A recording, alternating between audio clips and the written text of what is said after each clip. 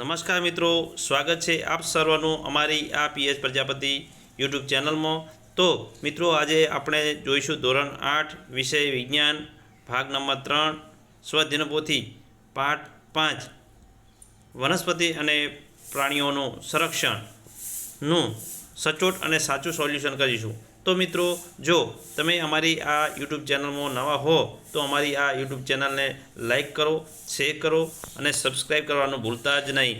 અને હા, નીચે આપેલ બે લાઇકન કરવાનું પણ ભૂલતા જ નહીં। તો ચાલો મિત્રો, હવે આપણે જોઈશું પાઠ નંબર 5નું, એટલે કે વનસ્પતિ અને પ્રાણીઓનું સંરક્ષણનું સોલ્યુશન કરીશું।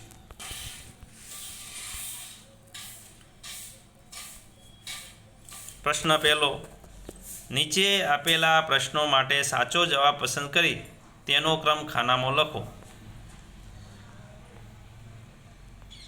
તો પહેલો છે, વન્યજીવોના અસ્તિત્વ માટે ખાલી જગ્યા મોટો ખતરો છે। તો એમાં જવાબ આવશે વન નાબૂદી, એટલે કે વિકલ્પ એ આવશે। 2, ભારતનું પ્રથમ આરક્ષિત જંગલ કયું છે? તો એમાં સાચો જવાબ આવશે વિકલ્પ સી, સાતપુડા રાષ્ટ્રીય ઉદ્યાન। 3, પ્રોજેક્ટ ટાઈગરનો ઉદ્દેશ શું છે? તો એનો સાચો વિકલ્પ છે સી, વાઘની વસ્તીની જાળવણી કરવી। 4, નીચેના પૈકી કયું વન નાબૂદીનું કારણ નથી? તો એનો સાચો જવાબ આવશે બી, જીવ આરક્ષિત વિસ્તાર બનાવવો। 5, પર્યાવરણના સંપૂર્ણ નિવાસતંત્રનું સંરક્ષણ કરવા માટે પર્યાપ્ત વિશાળ આરક્ષિત ક્ષેત્રને શું કહે છે? તો સાચો વિકલ્પ છે એ, રાષ્ટ્રીય ઉદ્યાન। 6, નીચેનામાંથી ખોટું વિધાન જણાવો। જે વિધાનો આપણે એમાં ખોટું વિધાન કયું છે? તો વિધાન ડી, નીલગાયનો સમાવેશ લુપ્ત જાતિમાં થાય છે। પ્રશ્ન 2, ટૂંકમાં જવાબ આપો। દુષ્કાળ એટલે શું? લાંબા સમય સુધી વરસાદ ન પડવાને કારણે થતા પાણી અને ખોરાકની અછતની સ્થિતિને દુષ્કાળ કહે છે। 2, રણ નિર્માણ એટલે શું? તો ભૂમિના ધોવાણથી ધીમે ધીમે ફળદ્રુપતા દૂર થઈને શુષ્ક રેતાળ જમીન બનવી તેને રણ નિર્માણ કહે છે। 3, સ્થાનિક જાતિ કોને કહે છે? તો કોઈ એક ક્ષેત્રમાં વિશિષ્ટ રૂપે જોવા મળતી વનસ્પતિઓ અને પ્રાણીઓની એવી જાતિઓ જે અન્ય વિસ્તારમાં પ્રાકૃતિક રૂપે જોવા મળે નહીં, તેને સ્થાનિક જાતિ કહેવામાં આવે છે। 4, નિવાસન તંત્રનું નિર્માણ કેવી રીતે થાય છે?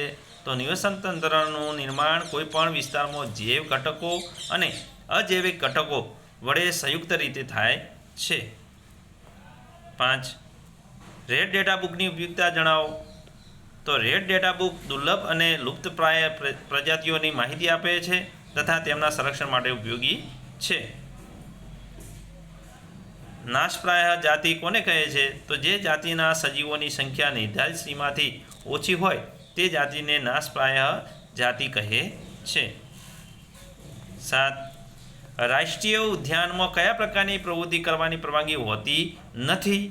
તો રાષ્ટ્રીય ઉદ્યાનમાં શિકાર, વૃક્ષો કાપવા, પશુ ચરાવવા અને કોઈ પણ બાંધકામ જેવી પ્રવૃત્તિઓ કરવાની મનાઈ હોય છે। 8, જીવાવરણ આરક્ષિત વિસ્તાર એટલે કેવો વિસ્તાર? તો જીવાવરણ આરક્ષિત વિસ્તાર એટલે કે વન્યજીવો અને તે વિસ્તારના આદિવાસીઓના પારંપરિક જીવન નિર્વાહ માટે વિશાળ સુરક્ષિત વિસ્તારને જીવાવરણ આરક્ષિત વિસ્તાર કહેવામાં આવે છે। પ્રશ્ન 3, તફાવત આપો અથવા ભેદ સ્પષ્ટ કરો। પહેલો છે અભયારણ્ય અને રાષ્ટ્રીય ઉદ્યાન। તો અભયારણ્ય એટલે કે પ્રાણીઓ અને તેમના નિવાસ સ્થાનથી સુરક્ષિત હોય તેવા વિસ્તારને અભયારણ્ય કહે છે। એટલે કે પ્રાણીઓ અને તેમના નિવાસ ખલેલથી સુરક્ષિત હોય તેવા વિસ્તારને અભયારણ્ય કહે છે। જ્યારે રાષ્ટ્રીય ઉદ્યાન વન્ય પ્રાણીઓના સ્વતંત્ર નિવાસ તેમજ કુદરતી સ્ત્રોતના ઉપયોગ માટેના આરક્ષિત ક્ષેત્રને રાષ્ટ્રીય ઉદ્યાન કહે છે। હવે આનું ઉદાહરણ છે અભયારણ્ય। તો કયા કયા કે ભરતપુર અભયારણ્ય, અને રાષ્ટ્રીય ઉદ્યાનમાં કાચીરંગા રાષ્ટ્રીય ઉદ્યાન, અભયારણ્યની અંદર લોકચાઉ વાઇલ્ડ લાઈફ અભયારણ્ય, જ્યારે રાષ્ટ્રીય ઉદ્યાનની અંદર સાપુતારા રાષ્ટ્રીય ઉદ્યાન. બીજે જે તફાવત આપો, વન નાબૂદી અને પુનઃનવીનીકરણ. તો વન નાબૂદી તો ખુલ્લી જગ્યા મેળવવા માટે જંગલોના વૃક્ષોની મોટા પાયે કટાઈ કરવામાં આવે તેને વન નાબૂદી કહે છે. જ્યારે નવીનીકરણ જે છે પુનઃ એની વાત કરીએ તો વન કટાઈથી કાપવામાં આવેલા વૃક્ષના સ્થાને એ જ જાતિના નવા વૃક્ષની રોપણીને પુનઃનવીનીકરણ કહે છે. વન નાબૂદીને કારણે પર્યાવરણનું નુકસાન અને જમીન નિષ્ક્રિય રહે છે, જ્યારે પુનઃનવીનીકરણના પરિણામે પર્યાવરણ સુધારણ અને જમીન ફળદ્રુપ બને છે. પ્રશ્ન 4. નીચે આપેલા વિધાનોમાંથી સાચા વિધાન સામે ખરાની અને ખોટા વિધાન સામે ખોટાની નિશાની કરો. તો અહીંયા પહેલું છે, પૃથ્વી પર જોવા મળતા વિવિધ પ્રકારના સજીવો એટલે સ્થાનિક જાતિઓ. તો આ વિધાન ખોટું છે. 2. પંચમઢી જીવારણ આરક્ષિત વિસ્તારમાં બોરી રાષ્ટ્રીય ઉદ્યાન આવેલો છે. તો આ વિધાન સાચું છે. 3. હંસરાજ પંચમઢી આરક્ષિત વિસ્તારના પ્રાણી સૃષ્ટિનું ઉદાહરણ છે. તો આ વિધાન સાચું છે. 4. બાયસન એ જંગલી બળદ છે. તો આ વિધાન સાચું છે. 5. એકવાર ઉપયોગમાં લીધેલા કાગળનું 5 થી 7 વખત પુનઃ સંસ્કરણ કરી શકાય છે. આ વિધાન સાચું છે. 6. વન નાબૂદીના કારણે ભૂમિની જળ ધારણ ક્ષમતામાં વધારો થાય છે. તો આ વિધાન ખોટું છે. 7. એક જ જાતિના સભ્યો સામાન્ય લક્ષણો ધરાવે છે. તો આ વિધાન સાચું છે. પ્રશ્ન 5. માગ્યા મુજબ જવાબ આપો. તો પહેલો છે, વનને બચાવવા શા માટે જરૂરી છે સમજાવો. તો તે શ્વાસ માટે ઓક્સિજન આપે છે, ફળ ફૂલ ઔષધીય છોડ આપે છે, જમીનનું ધોવાણ અટકાવે છે, જૈવ વિવિધતા જાળવે છે. આથી વનને બચાવવા જરૂરી છે. રણ વિસ્તાર વધવા પાછળના કારણો કયા કયા છે. તો રણ વિસ્તાર વધવાના મુખ્ય કારણોમાં વન નાબૂદી, અતિશય પશુચરણ, અયોગ્ય ખેતી પદ્ધતિઓ, જળ વ્યવસ્થાપનની ખામીઓ, આબોહવા પરિવર્તન, શહેરીકરણ અને ઔદ્યોગિકરણનો સમાવેશ થાય છે. આ બધા પરિબળો જમીનની ફળદ્રુપતા ઘટાડી તેને રણમાં ફેરવે છે. આ બધા એના પાછળના જવાબદાર કારણો છે રણ વિસ્તાર વધવા માટે. 3. સ્થળાંતરિત પક્ષીઓના સ્થળાંતરના પાછળના કારણો જણાવો. તેના માટે કયા કયા કારણો જવાબદાર છે. તો વાતાવરણીય બદલાવ, ઈંડા મૂકવા, ખોરાકની શોધમાં. 4. કાગળનું રિસાયકલિંગ કરવાથી પર્યાવરણને થતા ફાયદા જણાવો. તો કાગળના રિસાયકલિંગ વૃક્ષો, ઉર્જા અને પાણીની બચત થાય છે. તે પ્રદૂષણ અને કચરો ઘટાડે છે અને આબોહવા પરિવર્તન સામે લડવામાં મદદ કરે છે. 5. ગુજરાતમાં આવેલા કોઈ એક રાષ્ટ્રીય ઉદ્યાનનું નામ જણાવી તેના વિશેની ટૂંકમાં માહિતી આપો. તો અહીંયા આપણે એક રાષ્ટ્રીય ઉદ્યાન જણાવી એના વિશે માહિતી આપી. તો ગીર રાષ્ટ્રીય ઉદ્યાન ગુજરાતમાં આવેલું પ્રસિદ્ધ રાષ્ટ્રીય ઉદ્યાન છે. આ ઉદ્યાન જૂનાગઢ, અમરેલી અને ગીર સોમનાથ જિલ્લામાં ફેલાયેલું છે. તે એશિયાટિક અને માત્ર વતન છે. અહીં સિંહો ઉપરાંત ચિત્તલ, નીલગાય, ચિત્તા, સિંહગઢા અને અનેક પ્રકારના રીતલ, નીલગાય, ચિત્તા, સિંહગઢ પક્ષીઓ પણ જોવા મળે છે. 6. જંગલોનો વિસ્તાર ઘટતો અટકાવવા હાથ ધરી શકાય તેવા પ્રયત્નોની યાદી તૈયાર કરો. તો વૃક્ષારોપણ, વન નાબૂદી રોકવી, પુનઃનવીનીકરણ કરવું, પેપર અને લાકડાનો સમજીને ઉપયોગ કરવો, વન્યજીવોનું સંરક્ષણ, વન સંરક્ષણ માટે કડક કાયદાનું પાલન કરવું, પર્યાવરણની જાગૃતિ માટે શૈક્ષણિક અભિયાન ચલાવવું વગેરે જેવા જંગલના વિસ્તાર ઘટાડો અટકાવવા માટે ઉપાયો હાથ ધરી શકાય છે. 7. તમારા વિસ્તારમાં લુપ્ત થતા પક્ષીઓના બચાવ માટે તમારા મંતવ્યો જણાવો. તો આપણા મંતવ્ય અહીંયા જણાવવાના છે કે લોકોમાં જાગૃતિ લાવી, વૃક્ષોની કટાઈ અટકાવવી, વધુ વૃક્ષો વાવવા અને પક્ષીઓ માટે રહેવા અને માળા બનાવવા માટે યોગ્ય પરિસ્થિતિ ઊભી કરવી, રસાયણ મુક્ત ખેતી કરવી જોઈએ જેથી તેમને સુરક્ષિત આહાર મળે. શાળાઓ અને સમાજમાં પક્ષી સંરક્ષણ માટે અભિયાન ચલાવવું જોઈએ જેથી આપણે આપણા વિસ્તારમાં લુપ્ત થતા પક્ષીઓને બચાવવા માટેના આ ઉપાયો કરી શકીએ. 8. વનસ્પતિ અને પ્રાણીઓના સંરક્ષણની અનિવાર્યતા સમજાવો. તો વનસ્પતિઓ હવાનું શુદ્ધિકરણ કરે છે, ઓક્સિજન આપે છે, વરસાદ લાવે છે અને જમીનની ક્ષપની બચાવે છે, જ્યારે પ્રાણીઓ પરાગસંચાર અને આહાર શૃંખલા અને પ્રાકૃતિક સંતુલન જવા મદદરૂપ બને છે. વન નાબૂદીથી વાતાવરણમાં કયા કયા વાયુ સ્તરમાં વધારો થાય છે સમજાવો. તો વનસ્પતિઓ પ્રકાશસંશ્લેષણની પ્રક્રિયા દ્વારા હવામાં રહેલા કાર્બન ડાયોક્સાઇડ શોષી ઓક્સિજન મુક્ત કરે.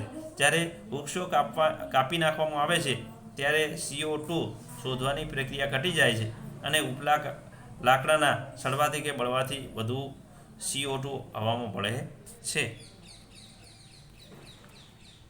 પ્રશ્ન 6. ગુજરાતમાં આવેલા રાષ્ટ્રીય ઉદ્યાન, વન્ય જીવ અભયારણ્ય અને જીવ આરક્ષિત વિસ્તારના નામ તથા તેના જિલ્લાની માહિતી દર્શાવતી યાદી તૈયાર કરો અને તેને આપેલા નકશામાં દર્શાવવાની છે. તો અહીંયા આપણે આખી વિગતો ભરેલી છે, અહીં તમે લખી શકો જોઈને. તો જિલ્લો, રાષ્ટ્રીય ઉદ્યાન, વન્યજીવ અભયારણ્ય અને જીવાવરણ આરક્ષિત વિસ્તાર અહીંયા દર્શાવેલા છે, જે તમે જોઈને નકશાની અંદર પણ વિગત ભરી શકો છો.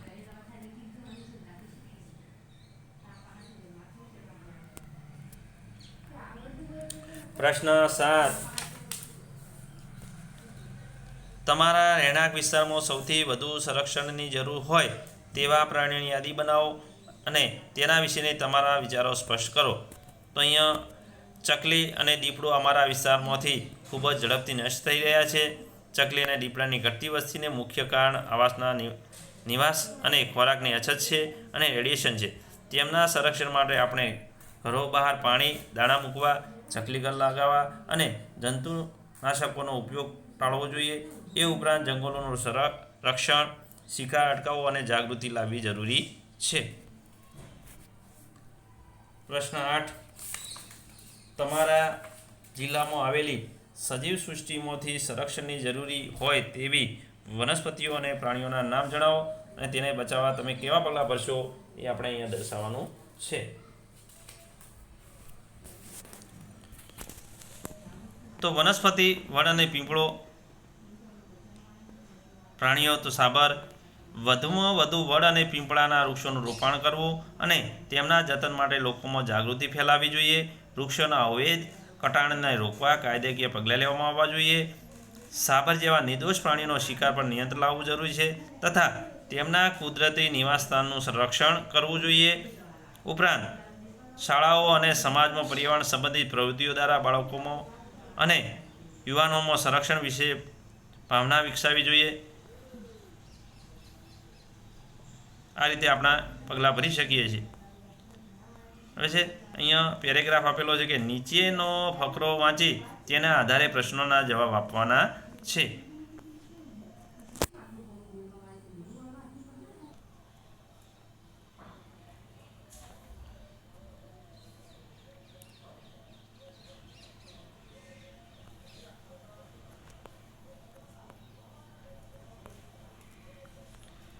તો એની અંદર છે પહેલો પ્રશ્ન, જંગલનો નાશ થાય તો શું શું નુકસાન થાય. તો જંગલોના નાશથી ગ્લોબલ વોર્મિંગ વધે છે, ઓક્સિજન ઘટે છે, જમીનનું ધોવાણ થાય છે, રણ નિર્માણ થાય છે, વરસાદ અનિયમિત બને છે અને અનેક વન્યજીવો લુપ્ત થાય છે. તો આ પ્રકારના નુકસાનો જંગલના નાશને કારણે થતા હોય છે. 2. વૃક્ષોનું ઘટતું પ્રમાણ અટકાવવા સરકાર દ્વારા કરાયેલા પ્રયત્નો જણાવો. તો વૃક્ષોનું ઘટતું પ્રમાણ જે છે એના અટકાવવા માટે સરકાર શું શું પ્રયત્નો કરે છે. તો રાષ્ટ્રીય ઉદ્યાન અને અભયારણ્યની રચના કરવી, વૃક્ષારોપણ અભિયાન, વન સંરક્ષણ કાયદા અને જનજાગૃતિના કાર્યક્રમો ચલાવી શકે છે. 3. તમે કયા કયા અભયારણ્યોના નામ સાંભળ્યા છે. તો મેં ગીર વન્ય અભયારણ્ય, વેળાવદર કાળિયા અભયારણ્ય અને નળ સરોવર પક્ષી અભયારણ્ય જેવા જાણીતા અભયારણ્યોના નામ સાંભળ્યા છે. 4. જો તમારે હું છું જંગલ મને બચાવો વિષય પર નોંધ લખવાનું થાય તો તમે શું શું લખશો.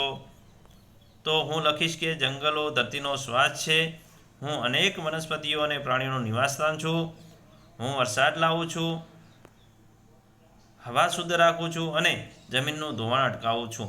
પરંતુ આજના સમયમાં માનવો મારી કાપણી કરતા હોવાથી હું નષ્ટ થઈ રહ્યો છું કે વૃક્ષોની કટિંગ, ઔદ્યોગિક વિકાસ અને શહેરોના વિસ્તરણથી મારી તકલીફ વધી છે. મને બચાવવા વૃક્ષારોપણ કરો, કટાણ રોકો અને મારા માટે લોકોમાં જાગૃતિ ફેલાવો. હું જીવશક્તિ તેનો આધાર છું અને મને બચાવો.